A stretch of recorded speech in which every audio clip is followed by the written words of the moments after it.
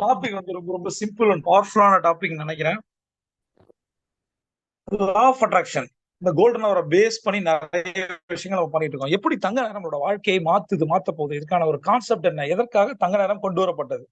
தங்க நேரத்தை ப்ராப்பரா பண்ணா என்னென்ன வாழ்க்கை மாற்றங்கள் நடக்கும்? சரி, இதுல வந்து தங்க நேரம் பண்ணும்போது நம்ம சொல்றோம் அதிகாலை எந்திரிக்கணும். முதல் விஷயமே அதுதான். சரியா? சீக்கிரம் தூங்க, சீக்கிரம் எந்திரிங்க. உங்கள் வாழ்க்கையில் நிறைய சேஞ்சஸ் வரும் அப்படின்னு நம்ம சொல்றோம். யாராவது ஒரு 3 பேரு அதிகாலை எந்திரிப்பது ரொம்ப ரொம்ப கஷ்டம். அது பெரிய ஒரு ராக்கெட் சயின்ஸ் மாரி. நித்யானந்தா சொன்ன மாரி, நான்வெஜ் விடுறதெல்லாம் ஒரு பெரிய விஷயம் இல்ல அப்படின்னு ஒரு வீடியோல சொல்லியிருந்தாரு.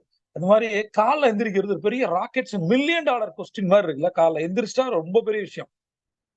இத எப்படி இந்த குவிட்ஜா பேரியர் மாரி எப்படி காலையில எந்திரிக்கிறது? யாரெல்லாம் இந்த இந்த Zoomல கன்டினியூஸா 21 டேஸ்க்கு மேல கோல்டன் ஹவர் நான் பண்ணியிருக்கேன். என்னால காலைல எந்திரிக்க முடியுது. எந்திரிச்சதால என்ன மாற்றங்கள் வருது? அப்படின்ற ஒரு